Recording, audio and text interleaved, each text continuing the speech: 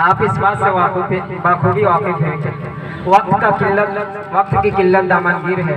इसलिए मैं आज बच्चों से बातें नहीं करूंगा, सिर्फ आप लोगों से बातें करूंगा।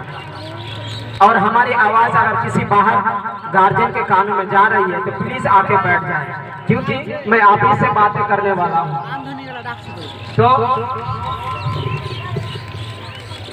तो सबसे पहले मैं एक आयत की तिलावत करता हूँ। जल्दी जल्दी लेट मत कीजिए। कुल हल यस्तविल्लज़ीना यअलमून वल्लज़ीना ला यअलमून। जी कीजिए, करते रहिए मेरा अजीज साथियों, जल्दी करो कि यहाँ पे कौन ऐसे पेरेंट्स है, कौन ऐसे माता पिता हैं, कौन ऐसे वालिदैन हैं कि जो ये चाहते हैं कि उनके बच्चे तरक्की नहीं करें, उनके बच्चे प्रोग्रेस नहीं करें, उनके बच्चे का अंदर डेवलप ना हो। अगर कोई है तो प्लीज राइज योर हैंड, आप अपना हाथ उठा सकते हैं, मैं उनसे भी बातें करूँगा। मुझे उम्मीद है कि कोई भी दुनिया में ऐसा शख्स नहीं होंगे कि वो ये चाहते होंगे कि उनके बच्चे तरक्की नहीं करें, उनके बच्चे जो प्रोग्रेस नहीं करें, उनके बच्चे का अंदर डेवलप ना हो। सब चाहते हैं कि मेरी बच्ची तरक्की करे, मेरे बच्चे बोले। अगर आप चाहते हैं तो आपको कुछ चीजों से अवॉइड करना पड़ेगा, कुछ चीजों से परहेज करना पड़ेगा, कुछ चीजों को निगलेक्ट करना पड़ेगा। सबसे पहली बात यह है कि आपको अपने बच्चों का कंपैरिजन दूसरे से नहीं करना है। ये कहते हुए कि फलाना का बेटा तो कितना तरक्की कर गया है, फलाना का बेटा कितना पढ़ने में तेज है, फलाने की बेटी को कितनी इज्जत मिल रही है, ऐसे आपको कंपैरिजन नहीं करना है।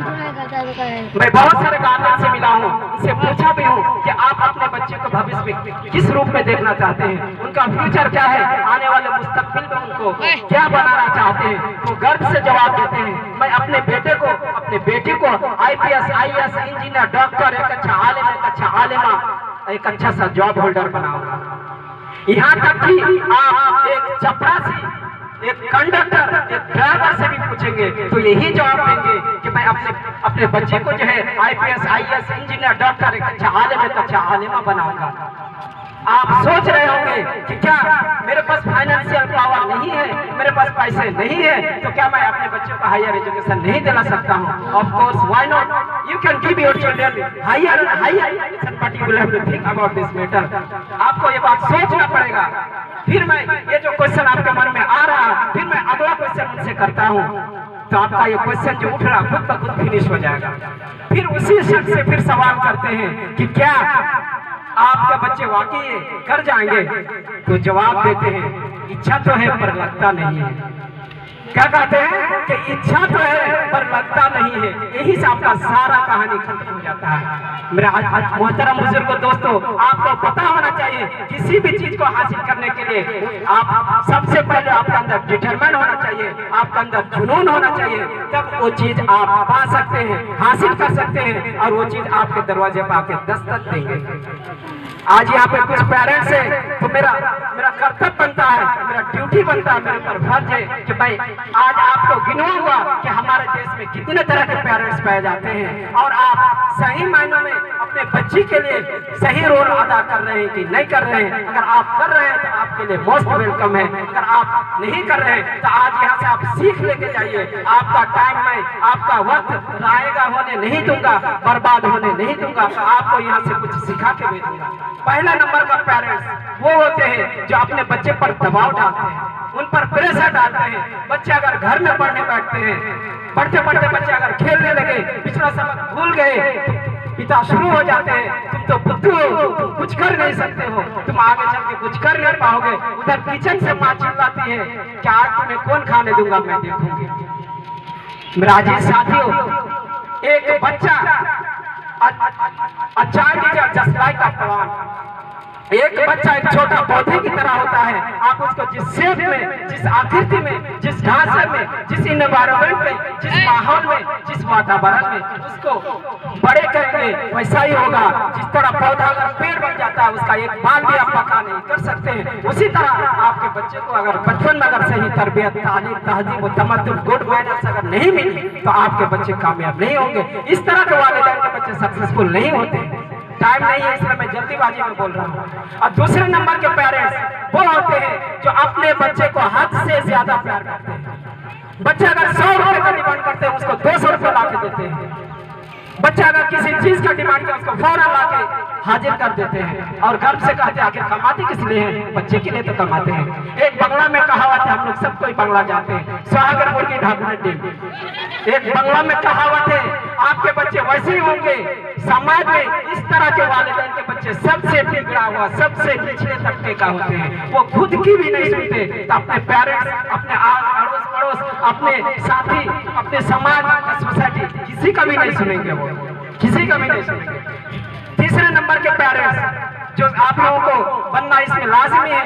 तीसरे नंबर के पेरेंट्स वो होते हैं जो अपने बच्चों को एवरेज में रखते हैं, मिडिल में, औसत में रखते हैं। ना उन पर ज्यादा सख्ती करते हैं, ना उन पर ज्यादा प्यार जितवाते हैं। वो एवरेज में रखते हैं अपने बच्चों को। बच्चा अगर किसी चीज की डिमांड करते हैं, बच्चे से प्यार से पूछते हैं कि बेटा ये जरूरतमंद का चीज है, अगर जरूरतमंद चीज है तो वो ला के देते हैं, अगर जरूरतमंद का चीज नहीं है तो ला के नहीं देते। एक कहावत में है कि सोने का निवाला देता हूं लेकिन शेर के निगाह से देखता भी।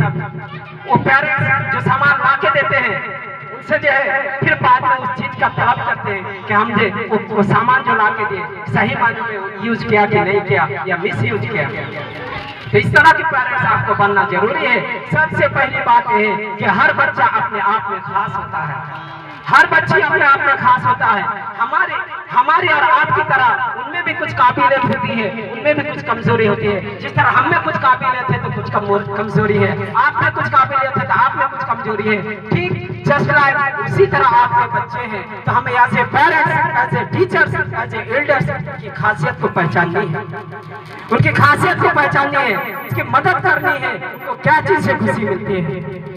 आप कहीं भी देखेंगे बहुत सारे इंस्टीट्यूट के डायरेक्टर होंगे, मदरसा के डायरेक्टर होंगे, वो ये कहते हैं कि हमारे यहाँ हर बच्चे फर्स्ट आते हैं, हमारे यहाँ हर बच्चे फर्स्ट आते हैं, हर बच्चे पास हो जाते हैं। तो ऐसे मैं डायरेक्टर से, ऐसे इंस्टीट्यूट के डायरेक्टर से सवाल करना चाहता हूँ कि आप बताएं कि how many children are happy. आपके वहाँ पे पढ़ के कितने बच्चे खुश होते हैं? पढ़ाई लिखाई तो हम किसी न किसी तरह सीख ही लेते हैं, लेकिन आप जवाब दीजिए कि आपके यहाँ पढ़ के कितने बच्चे खुश हैं? हिंदुस्तान के अंदर तालीम को इस नजरिए से देखा जाए कि हम अपने बच्चों को वाकई तालीम दे रहे हैं, क्योंकि तालीम के साथ सिर्फ ज्ञान जुड़ा हुआ नहीं रहता है। इनके साथ साथ बच्चे लोग बात नहीं करेंगे, आप लोगों के साथ मुखातिब नहीं हो रहा तो बात नहीं करेंगे।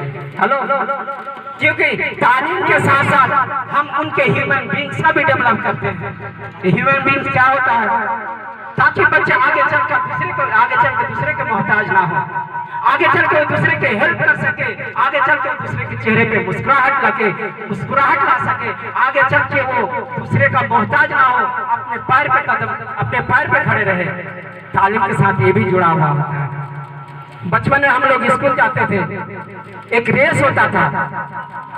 बचपन में जब बच्चे स्कूल से या मदारिस से घर आते हैं तो पेरेंट्स सबसे पहले उनसे सवाल करते हैं कि बेटा कितना मार्क्स मिला, फर्स्ट आया कि सेकंड आया।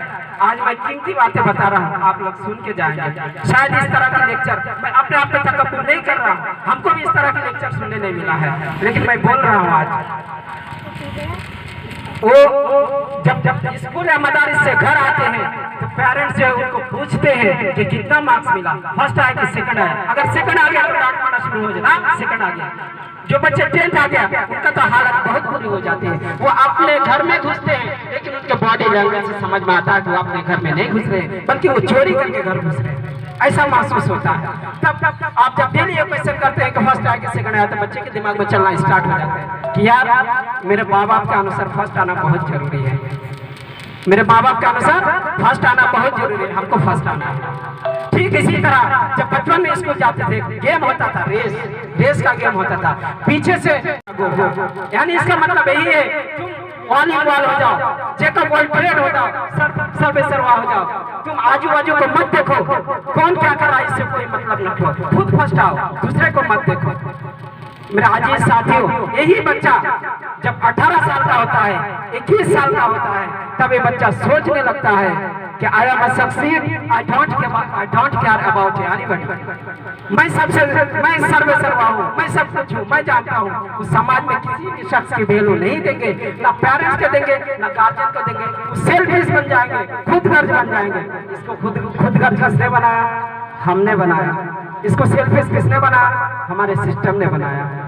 मेरे अजीज साथियों, अब मैं मूल बातें बताऊंगा, 2 मिनट का टाइम लूंगा, मूल बातें बताऊंगा। इतने सारी बात बताने का मतलब यही हुआ कि अब मैं आप लोगों को जहन नशीं कराने के लिए इतनी सारी बातें बताएं। अब मैं मूल बातें बताऊंगा। मेरा नजरिया एक कहता है कि जब आपके बच्चे मदरसा से घर आए या स्कूल से घर आए तो आप सबसे पहला सवाल उनसे करें कि बेटा आज आपने किसकी मदद की है, आज आपने किसकी हेल्प की, आज आपने किसके चेहरे पे मुस्कुराहट लाए, वो जो आप टिफिन लेके गए थे किसके साथ शेयर किए। अगर आप इस तरह के क्वेश्चन करते तो उनके मन में चलना शुरू हो जाएगा कि यार मेरे पेरेंट्स का अनुसार दूसरे का मदद करना, दूसरे का हेल्प करना, घर से खाना लेके जाना, दूसरे को देकर खाना, ये बहुत अहमियत है, इम्पोर्टेंट है, जरूरी है। हमको ऐसा करना पड़ेगा। अगर आप इस तरह के क्वेश्चन करते हैं, साइकोलॉजिकली वो बच्चा स्कूल वही बच्चा जाएंगे, पढ़ाई वही करेंगे, लेकिन उनका एक रहने का नजरिया चेंज हो जाएगा। अगर इस तरह के क्वेश्चन अगर हम अपने बच्चों से करते हैं तो हम सिर्फ एक समाज ही नहीं, एक सोसाइटी ही नहीं, एक मुआशरा ही नहीं, एक बेहतर से बेहतर हम हिंदुस्तान बना सकते हैं। फिर अजीज साथियों, सोच को बदलो, सितारे बदल जाएंगे, नजर को बदलो, नजारे बदल जाएंगे। कश्तियां बदलने की जरूरत नहीं है, दिशाओं को बदलो, किनारे खुद ब खुद बदल जाएंगे। मेरे अजीज साथियों, वक्त की किल्लत दामनगीर है, इसलिए मैं स्पीड में भी बताया और अपने टाइम को भी बचाया। और हमारे जो सदर मुदर्रिस है, यहाँ पे सदर साहब है, वो आएंगे और आपको और मेन बातें बताएंगे। प्लीज आप इनको सुन के जाएंगे, कोई नहीं जाएंगे। अस्सलाम वालेकुम। माशाअल्लाह, आप लोगों के सामने जो सईद सर के बारे में कुछ कहा था तो आप लोगों के सामने ये आ ही गया है। इसके लिए मैं क्या कहूँ, मुझे कुछ समझ में नहीं आता है। बस मैं इतना कह दूँ कि एक शहंशाह ने बनवा के हंसी ताजमहल, एक शहंशाह ने बनवा के हंसी ताजमहल, हम जैसे गरीबों की मोहब्बत का उड़ाया है मजाक। आप जैसी मिलती जुलती सर आवाज कहाँ से लाऊं, आवाज अगर मिल जाए फिर भी आप जैसा बोलने का अंदाज कहाँ से लाऊं।